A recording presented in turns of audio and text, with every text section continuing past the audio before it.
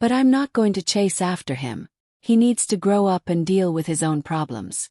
I turned away from him, trying to steady my breath, the weight of everything bearing down on me. The days that followed were agonizing.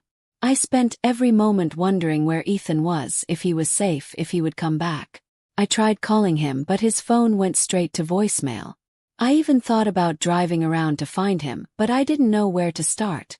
Thomas didn't seem to care.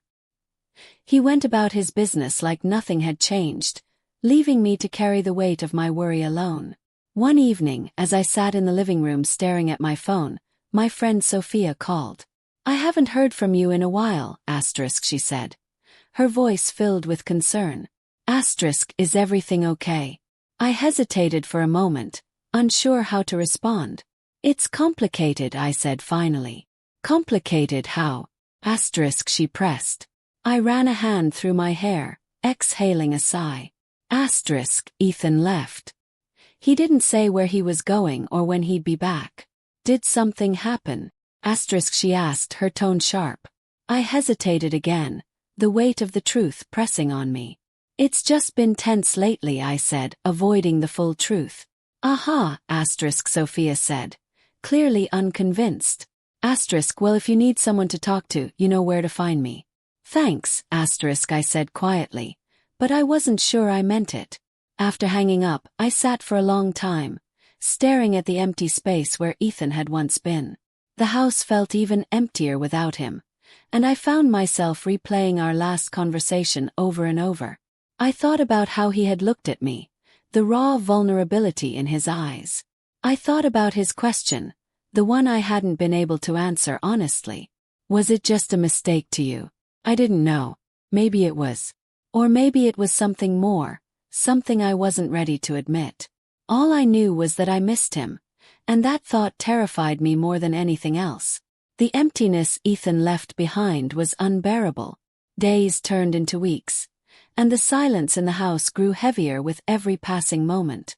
Thomas carried on as if nothing was wrong, burying himself in work and brushing off any mention of Ethan with a dismissive wave. "He'll be fine," Thomas repeated more than once.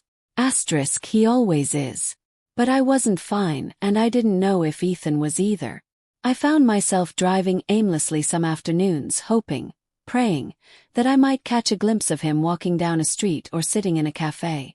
I checked his social media obsessively, but there was no sign of him anywhere. It was as if he had disappeared completely. I couldn't help but feel that his leaving was my fault. The note he left was short, almost casual, but the timing couldn't have been a coincidence. What did I do to him? That question haunted me, pressing down on me no matter how hard I tried to distract myself. It was a Thursday evening when I found it. Thomas had left for a dinner meeting, and I was alone in the house, aimlessly wandering from room to room. Without realizing it, I ended up in Ethan's room. The familiar scent of his cologne lingered faintly in the air. I sat on the edge of his bed, my heart aching. My fingers absently traced the seams of the quilt as I tried to imagine where Ethan might be. My eyes landed on his desk, where a stack of papers lay haphazardly piled in one corner.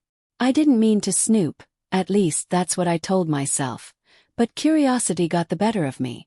I picked up the stack and began rifling through it absent-mindedly. That's when I found the letter.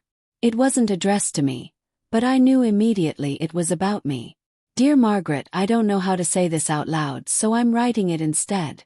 I hope you never read this, but if you do, I hope it helps you understand. I can't stop thinking about you, about us, about that night. I know it was wrong and I know it probably meant nothing to you, but to me it meant everything. You make me feel seen, like I'm not just some failure or disappointment. You make me feel like I matter, and I don't know what to do with that.